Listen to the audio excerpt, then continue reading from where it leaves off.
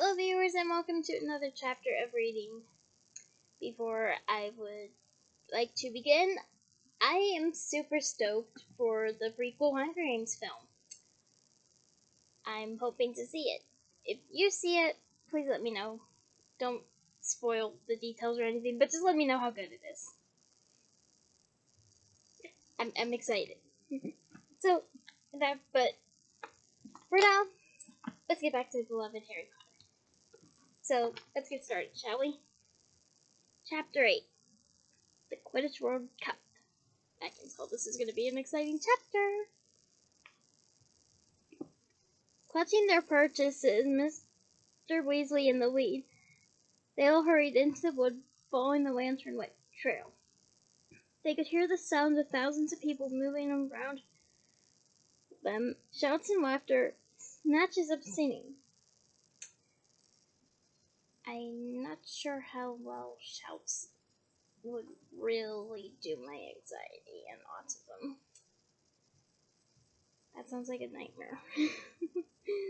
Overload of stimuli. The atmosphere of the feverish excitement was highly infectious. Harry couldn't stop grinning. They walked through the wood for 20 minutes, talking and joking wildly, until at last they emerged on the other side and found themselves in the shadow of a gigantic stadium. Though Harry could only see a fraction of the immense gold wall surrounding the field, he could tell that 10 cathedrals would fit comfortably inside it. 10 cathedrals. Wow.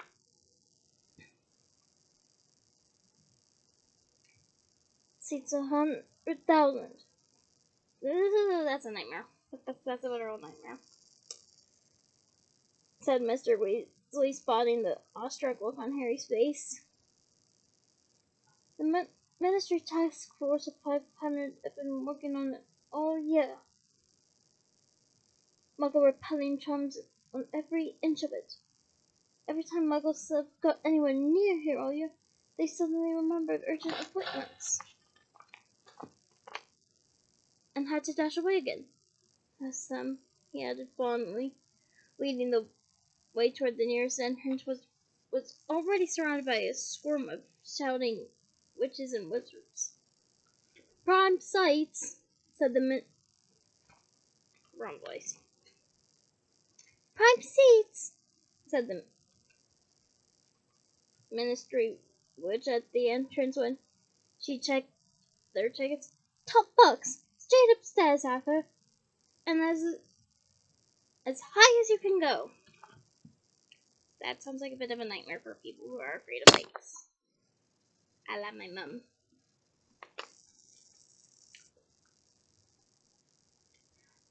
The stairs into the stadium were carpeted in rich purple. How rich of a purple are we talking? Is it like an amethyst, a plum, a midnight purple? Yes, that is a color. Search it up. Very beautiful. Is it anything like that? I mean, like, you're leaving it a little vague, J.K. Rowling. Though I do like the elegance of plum. We'll go with plum. They clambered upward with the rest of the crowd, which slowly filtered through the doors into the stands to their left and right. Mr. Weasley's party kept climbing, and at last they reached the top of the staircase and found themselves in a small box, set at the highest point of the stadium and situated exactly halfway between the two golden goalposts. About 20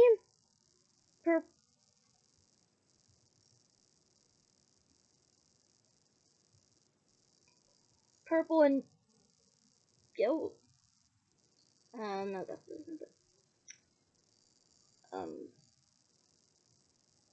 Gilt there. I spelled it.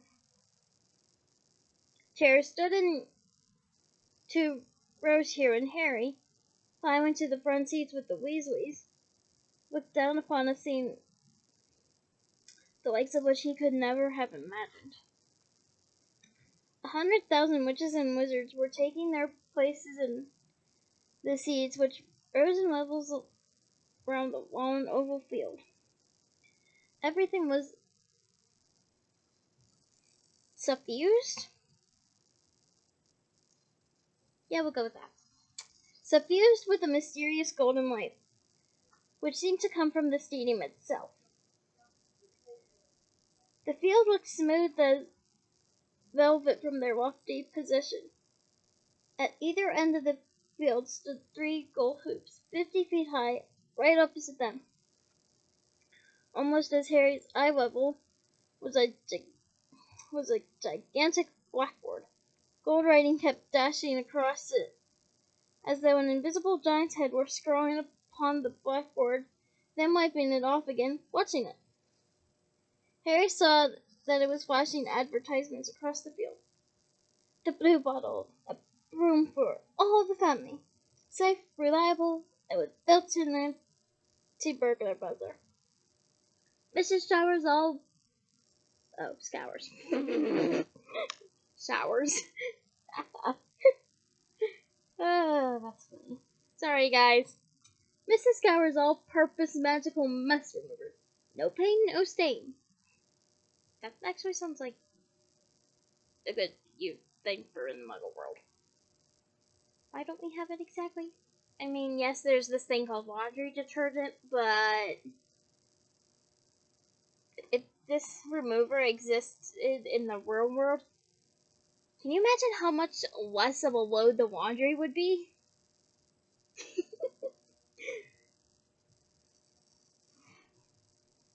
Gladrag, Wizard Wear, London, Paris, Hogsmeade. Okay.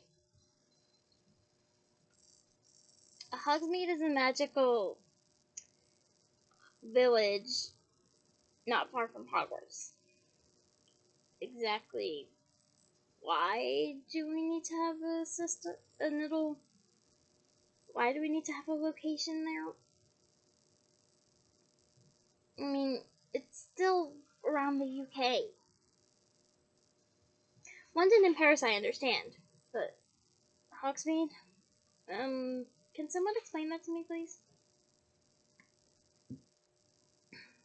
Harry tore his eyes away from the sign and looked over his shoulder to see who else was sharing the box with them. So far it was empty, except for a tiny creature sitting in the second from last seat at the end of the row behind them.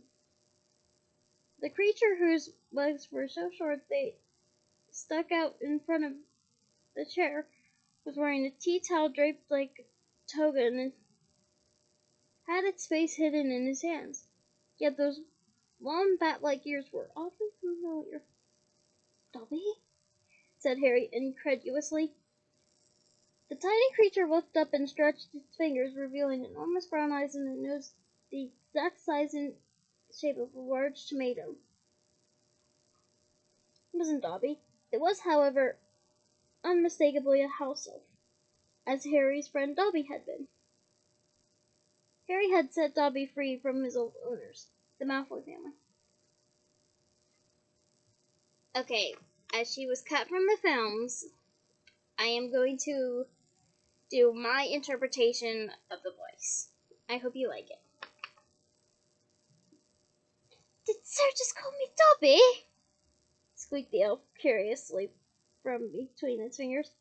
Its voice was higher even than Dobby's had been, a teeny quivering squeak of a voice, and Harry suspected, though it was very hard to tell with the house elf, that this one might just be female. Harry and Ron spun around in their seats to look.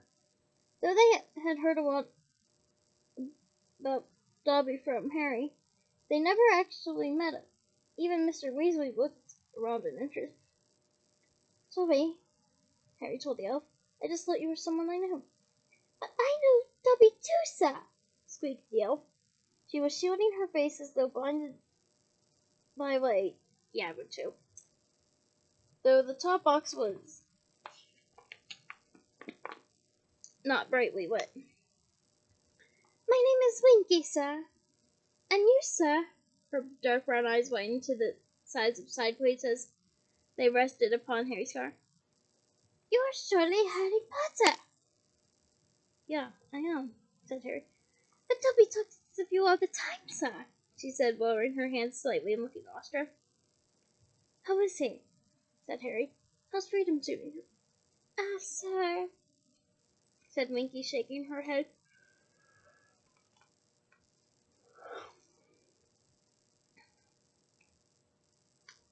Sir, meaning no disrespect, sir, but I'm not sure you did Dobby a favor, sir, when you set him free.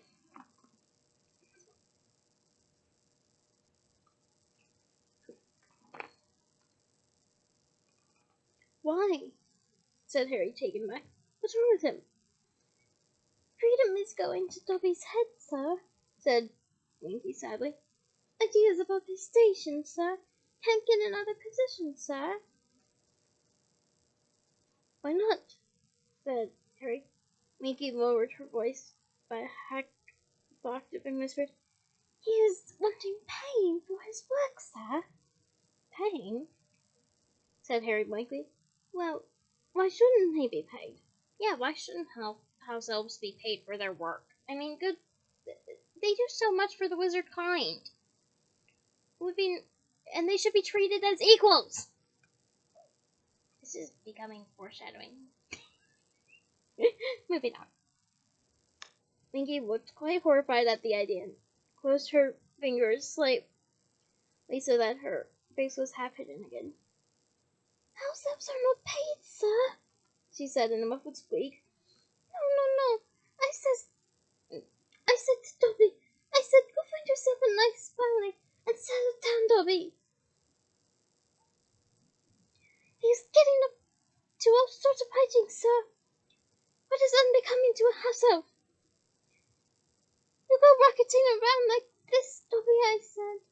And next thing I hear, you are setting up in front of the Department for the Regulation and Control of Magical Creatures, like some goblin. What's about time here? I actually would have liked that future for him. That would make a nice future for Dobby. It really would. Well, it's about time he had a bit of fun, said Harry. House elves are not supposed to have fun, Harry Potter, said Winky firmly from behind her hands. House elves do what they are told. I am not like it at all, Harry Potter. She glanced toward the edge of the box and gulped. But my master sends me to the top box, and I come, sir. Why did he send you up here if he knows you don't like heights? Said Harry, frowning. Master wants me to save him a seat, Harry Potter. He's very busy, said Winky, tilting her head toward the empty space beside her. Winky is wishing she is back in Master's tent, Harry Potter, but Winky does what she is told. Winky is a good house elf. She gave the edge of the box another frightened look and hid her eyes completely again. Harry turned back to the others. So that's a house elf, Ron muttered. Weird things, aren't they? Dobby was weirder, said Harry fervently. Ron pulled out his omniculars. Again, how cool would those be in the real world? That'd be so useful. And started testing them, staring down into the crowd on the other side of the stadium. Wild, he said, twiddling the replay knob on the side. I can make that old bloke down that pig's nose again, and again, and again. Ugh, of course. Marnie, meanwhile, was skimming eagerly through her velvet-covered tassel program. A display from the team mascots will precede the match, she read on. Oh, that's always worth watching, said Mr. Weasley. National teams bring creatures from the native land, to put on a bit of a show. The box filled gradually around them over the next half hour. Mr. Weasley kept shaking hands with people who were obviously very important wizards. Percy jumped to his feet so often that he looked as though he were trying to sit on a hedgehog. That's a funny mental image. I wonder if that hedgehog is Sonic. if you're confused, let me see.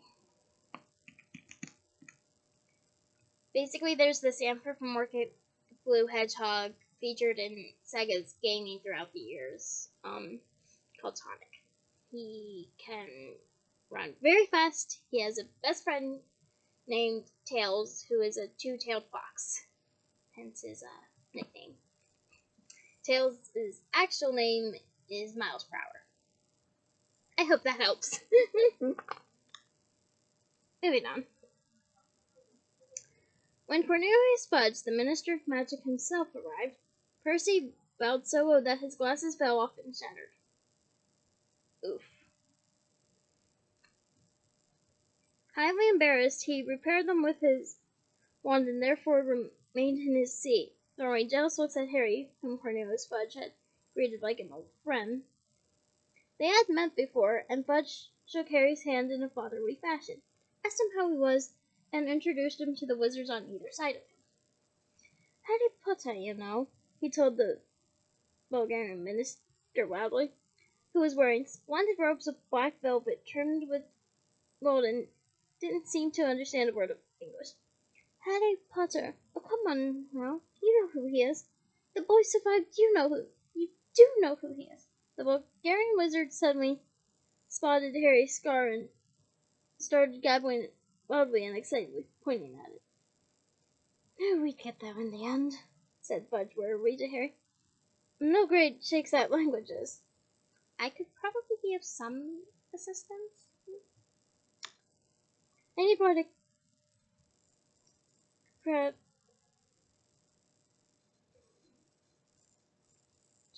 for this sort of thing. Ah, I see his house has been saving him the sea. Good job, too. These Bulgarian blighters have been trying to cage all the best places. Ah, and here's Lucius. Harry, Ron, and Hermione turned quickly. Edging along the second row to 3 still empty seats behind Mr. Weasley were none other than Dobby the House Elf's former owners, Lucius Malfoy, his son Draco, and a woman Harry supposed must be Draco's mother. Harry and Draco Malfoy had been enemies ever since their very first journey to Hogwarts. A pale boy with a pointed face and white blonde hair. Draco greatly resembled his father.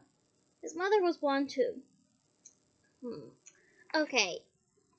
I actually like the late Helen McCrory's portrayal of Narcissa, where she had the blonde to her sides and the brown hair. Because that honestly I honestly like that. The brunette is to show her Narcissa's younger sister Andromeda, and because Bellatrix has black hair, that's still brunette.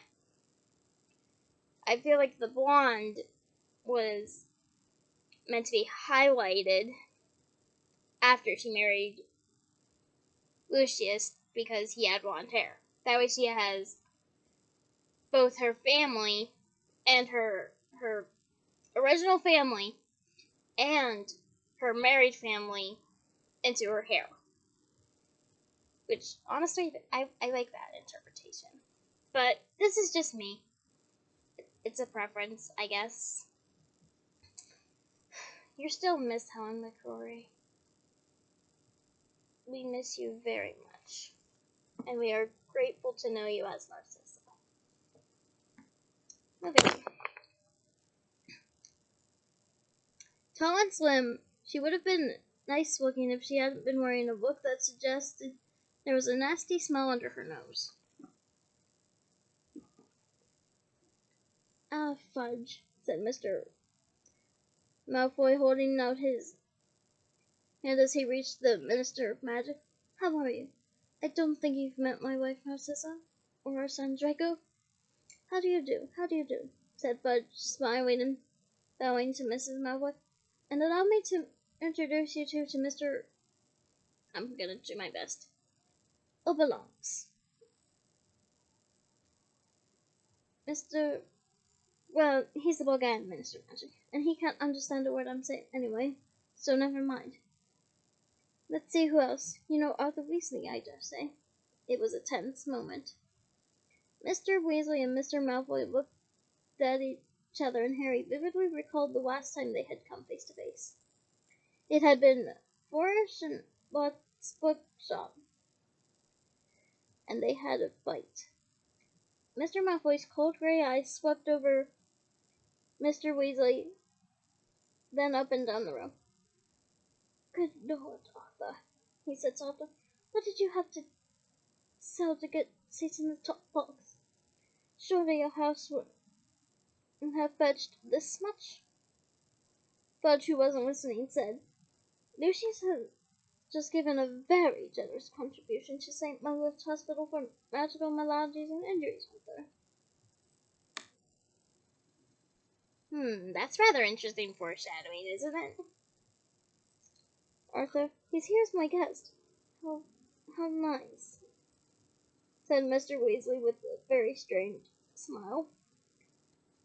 Mr. Malfoy's had returned to Hermione, who went slightly pink, but stared determinedly back at him. Harry knew what was making Mr. Malfoy's lip curl like that. The Malfoys prided themselves on being purebloods. In other words, they considered any one of Muggle descent, like Hermione, second class. Okay, here's a little bit of irony. Draco may be pureblood, but some of his relatives married into non-purebloods. I mean, pretty much they'd have to just keep the line going. So for them not to like Muggleborns or Muggles, that's a little ironic, isn't it? However, under the gaze of the Minister of Magic, Mr. Malfoy didn't dare say anything. He nodded snickeringly to Mr. Weasley and continued down the line to his seats. Draco shot Harry, Ron, and Hermione one contemptuous look, then settled himself between his mother and father. Slimy guts, Ron muttered as Harry, and Hermione turned to face the field again. Next moment, Ludo Bagman charged into the box. Everyone ready? He said, his round face gleaming like a great, excited Edom. Minister, ready to go? Ready when you are, Ludo, said Fudge comfortably.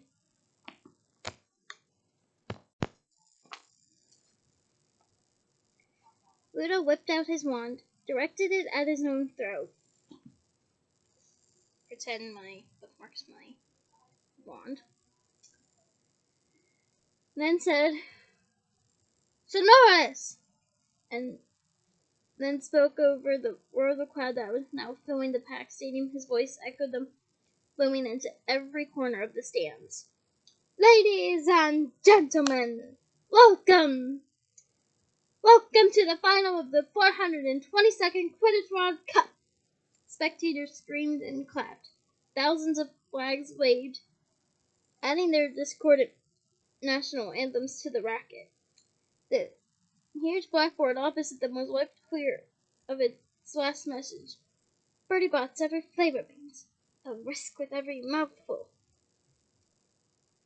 And now showed Bulgaria 0, Ireland 0. And now, without further ado, allow me to introduce the Bulgarian national team mascots. The right-hand side of the stand, which was a solid block of scarlet, roared its approval. I wonder what they've brought, said Mr. Weasley, leaning forward in his seat. Ah! He was suddenly whipped off his glass fist and polished them hurriedly on his robes. Veela! What are we? But 100 Veela were now gliding out onto the field, and Harry's question was answered for him. Veela were women. They were the most beautiful women Harry had ever seen, except for the fact that they couldn't be human.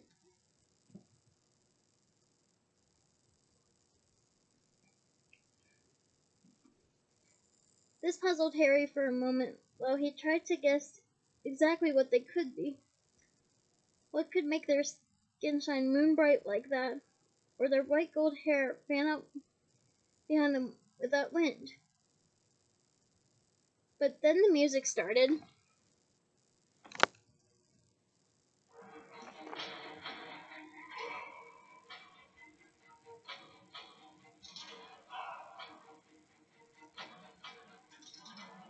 And Harry stopped worrying about them not being human. In fact, he stopped worrying about anything at all. The Veela had started to dance, and Harry's mind had gone completely and blissfully blank. All that mattered in the world was that he kept watching the Veela, because if they stopped dancing, terrible things would happen. And as the Veela danced faster and faster, wild, half-formed thoughts started chasing through Harry's dazed mind. He wanted to do something very impressive right now. Jumping from the box into the stadium seemed a good idea, but would it be good enough? Harry, what are you doing? Said Hermione's voice from a long way off. The music stopped.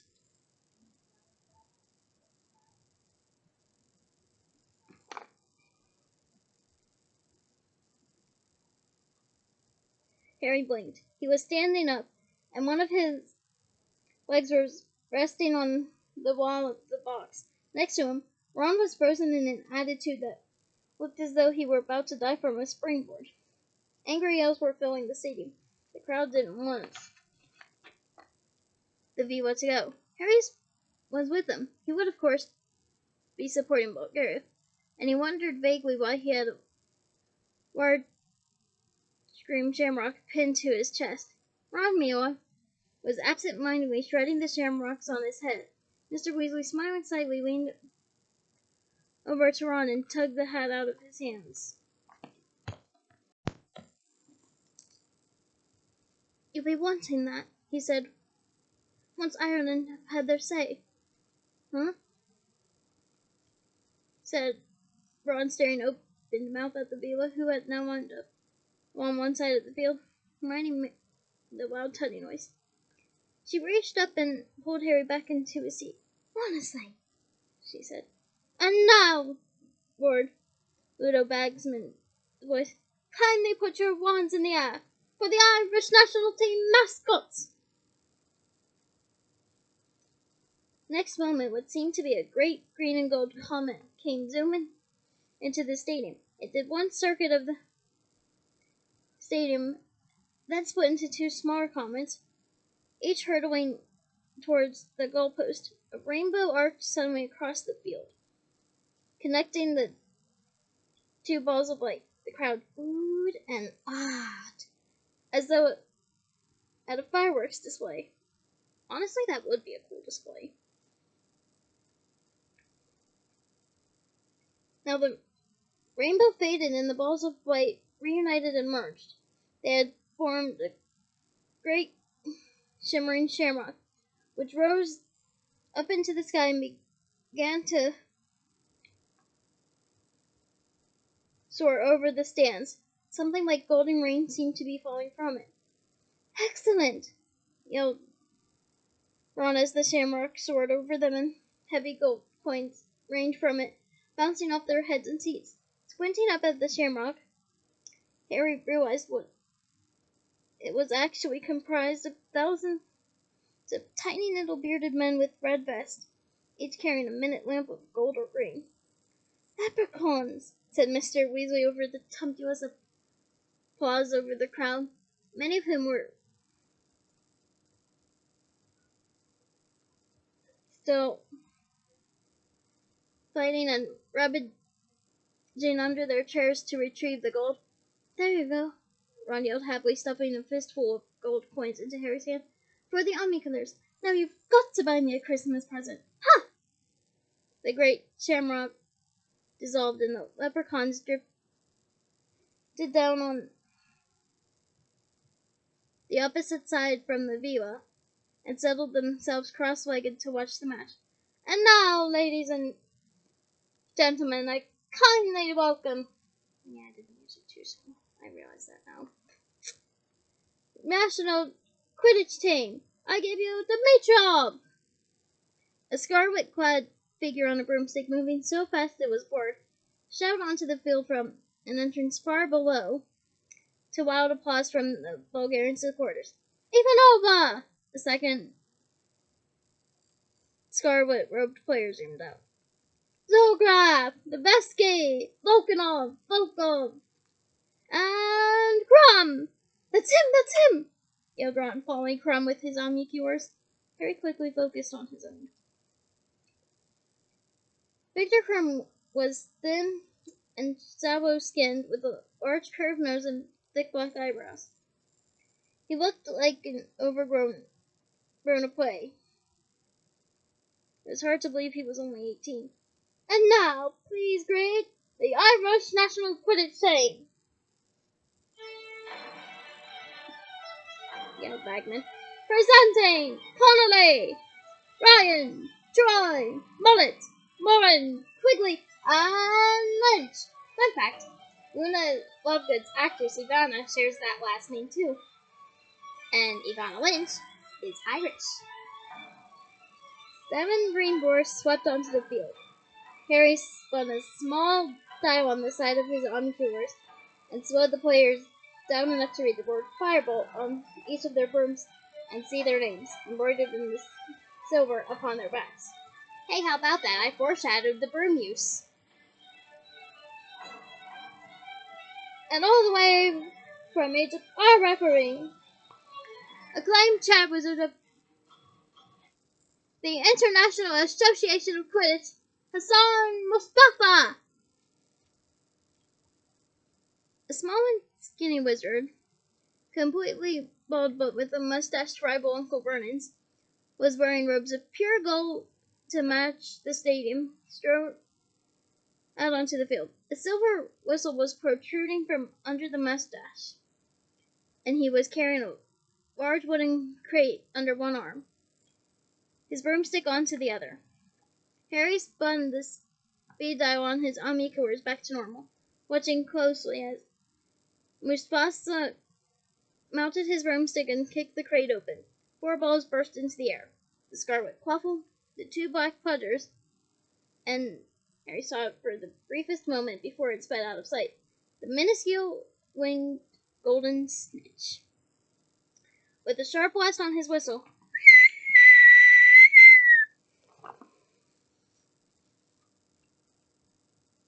Mufasa shot into the air after the balls. And they're off! Screamed Bagman. And it's Mullet, Troy, Morin, Dimitrov, back to Mullet, Troy, Levesky, Morin.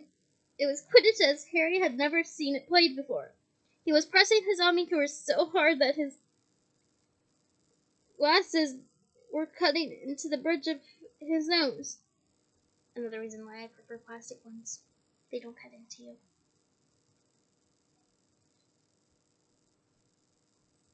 The speed of the players was incredible.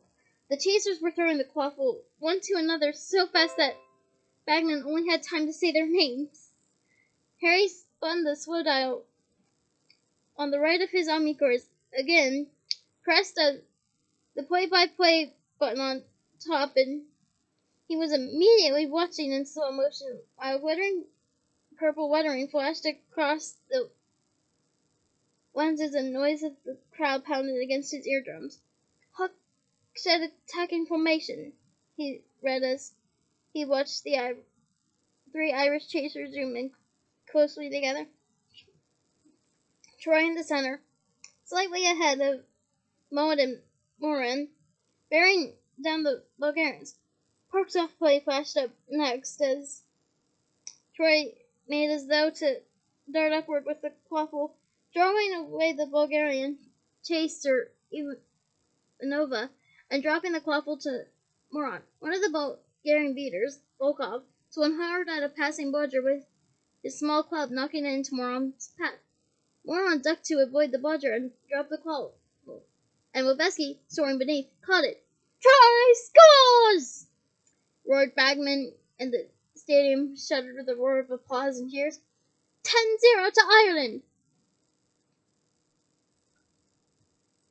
What? Harry yelled, looking wildly around through his omniculars. But Levesky's got the quaffle! Harry, if you're not going to watch at normal speed, you're going to miss things, shouted at Hermione, who was dancing up and down, waving her arms in the air while Troy did a lap of honor around the field. Harry looked quickly over the top of his omnivores and saw that the leprechauns, watching from the sidelines, had all risen into the area and formed the great glittering shamrock. Across the field, the Veela were watching them sulkily. Furious with himself, Harry spun his speed back to normal as play resumed. Harry knew enough about Quidditch to see that the Irish chasers were superb. They worked as a seamless team, their movements so well coordinated that they appeared to be reading each other's minds as they positioned themselves, and the rosette on Harry's chest kept squeaking with their names: Troy, Mullet, Morin. Within 10 minutes, Ireland had scored twice more, bringing their lead to 30-0, and causing a thunderous tide of roars and applause from the green-clad supporters. The match became still faster, but more brutal. Volkov and Volkanov, the Bulgarian beaters, were whacking the blunders as fiercely as possible at the Irish teachers, and were starting to prevent them from using some of their best moves. Twice they were forced to scatter, and then finally Ivanova managed to break through their ranks, dodge the keeper, Ryan, and score Bulgaria's first goal. Fingers in your ears, fell Mr. Weasley as the Veela started to dance in celebration. Harry screwed up his eyes too. He wanted to keep his mind on the game. After a few seconds, he chanced to glance at the field. The Veela had stopped dancing, and Bulgaria was again in possession of the quaffle. Dimitrov, Lebesky, Dimitrov, Ivanova, oh, I say, roared Bagman. 100,000 wizards gasped as the two seekers, Crumb and Lynch, plummeted through the center of the chasers so fast it looked as though they had jumped from airplanes without parachutes. Harry followed their descent through his omnivores, squinting to see where the snitch was. They're going to crash! Screamed Hermione next to Harry. She was half right. At the very last second, Victor Crumb pulled out of the dive and spiraled off. Lynch, however, hit the ground with a dull thud that could be heard throughout the stadium. A huge groan rose from the Irish seats. Fool! Moaned Mr. Weasley. Crumb was fainting! It's a time-out! Yelled Bagman's voice. A strange many wizards hurry onto the field to examine Aiden Lynch. He'll be okay. He only got plugged, said Charlie reassuringly to Ginny, who was hanging over the side of the box, looking horror-struck. Which is what this crumb was after, of course. Harry hastily pressed replay and play-by-play buttons on his omnivores, twiddled the rest of the speed dial, and put them back up to his eyes. He watched as Crumb and Lynch dived again in slow motion. Wronski defensive feint, dangerous seeker diversion, read the shining purple lettering across his lenses. He saw Crumb's face contorted with concentration as he pulled out of the dive just in time while Lynch was flattened, and he understood. Crumb hadn't seen the snitch at all. He was just making Lynch copy him. Harry had never seen anyone fly like that. Crumb hardly looked as though he was using a broomstick at all. He moved so easily through the air that he looked unsupported and weightless. Harry turned his omnivores back to normal and focused on them on Crumb. He was now circling high above Lynch, who was being revived by many wizards with cups of potion. Harry, focusing still more closely upon Crumb's face, saw that his dark eyes darting all over the ground 100 feet below.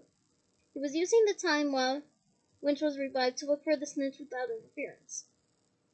Lynch got to his feet at last to loud cheers from the green cloud supporters, mounted his firebolt, again I rather foreshadowed that, and kicked back into the air. His revival seemed to give Ireland new heart. When Mufasa blew the whistle again, the chasers moved into action with a skill unrivaled by anything Harry had seen so far. After 15 more fast and furious minutes, Iron had pulled ahead by 10 more goals. They were now leading by 130 points to 10, and the game was starting to get dirtier. As Mullet shot toward the goalpost yet again, clutching the quaffle tightly under her arm, the Bulgarian keeper, Zograf, flew out to meet her. Whatever happened was over so quickly, Harry didn't catch it, but with a scream of rage from the Irish crowd, and Mufasa launched her whistle blast,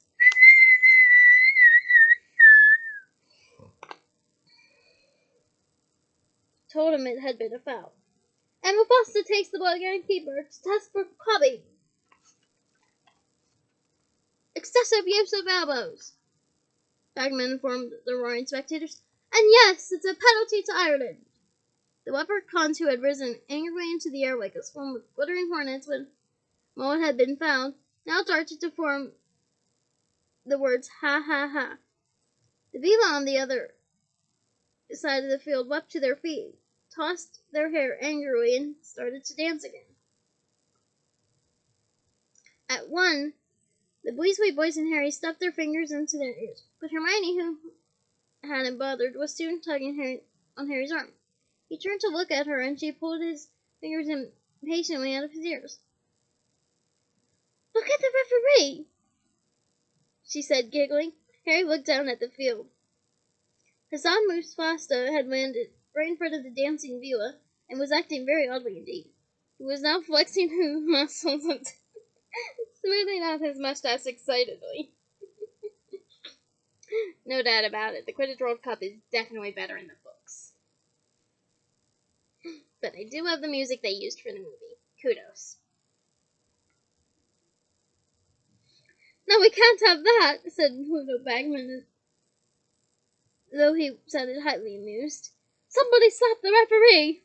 A many wizard came tearing across the field, his fingers stuffed into his own ears, and kicked Mufasa hard in the shin. Mufasa seemed to come to himself. Harry, watching through the Ami curtain again, saw that he looked exceptionally embarrassed and started shouting at the Veela, who had stopped dancing for looking mutinous. "And unless I'm much mistaken, Mufasa is actually attempting to send off the Bulgarian team mascots," said Bagman's voice. "Now that's something we haven't seen before. Oh, this could turn nasty." It did. The Bulgarian beaters, Volkov and Volkanov, landed on either side of Mufasa and began arguing furiously with him, just wading towards the leprechauns, who now had gleefully formed the words hee hee hee.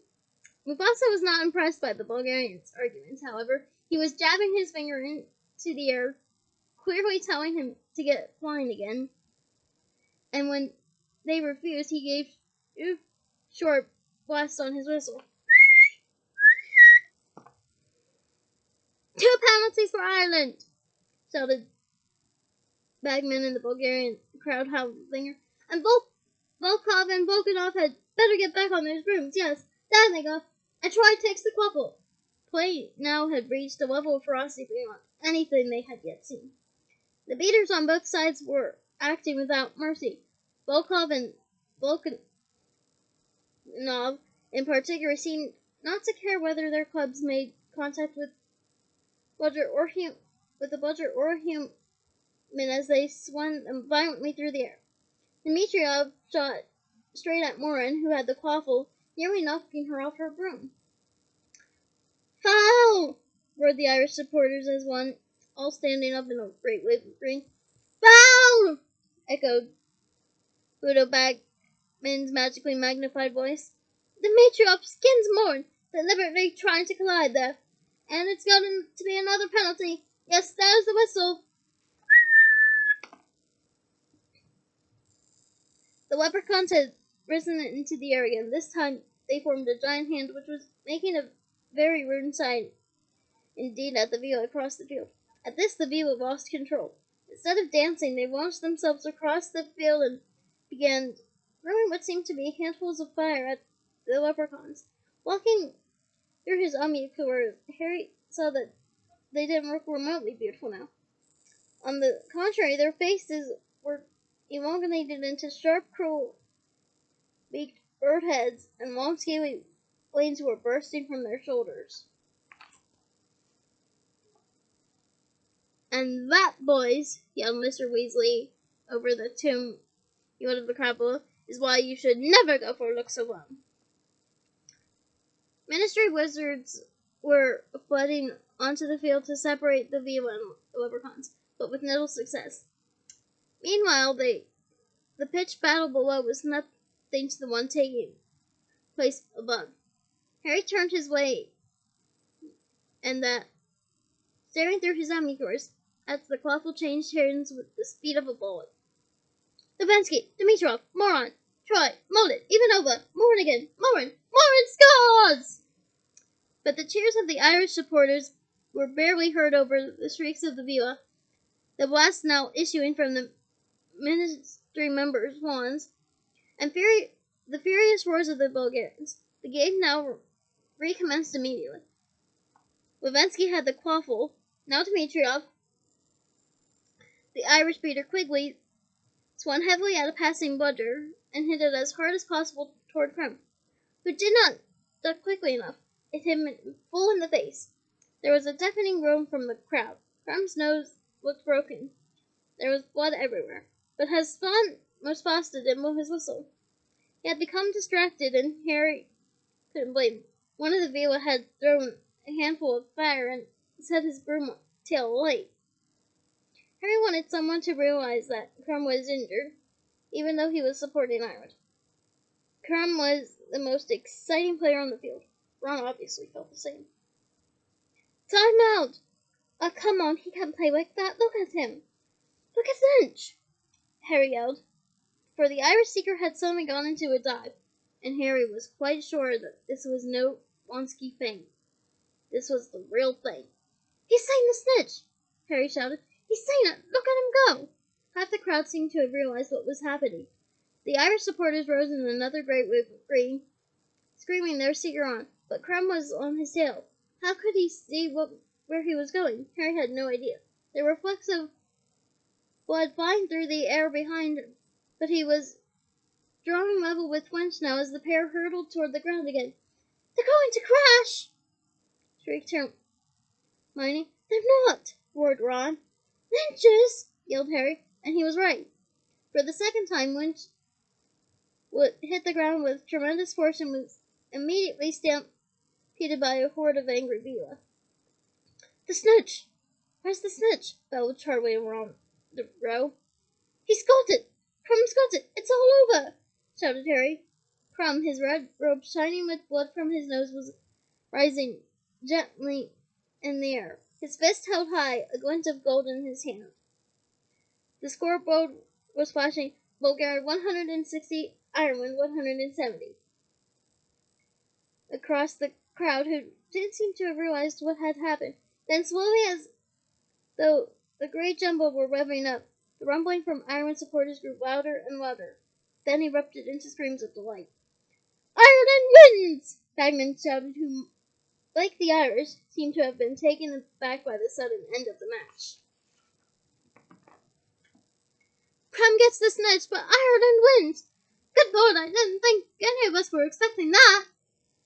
Let's see, Fred and George.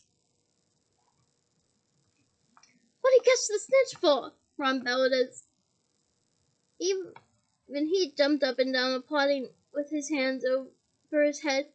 He entered it when Ireland were 160 points ahead, the idiots. "He knew they were never going to catch up," Harry shouted back all over the noise, also applauding loudly. "The Irish chasers were too good. He wanted to end it on his terms, that's all."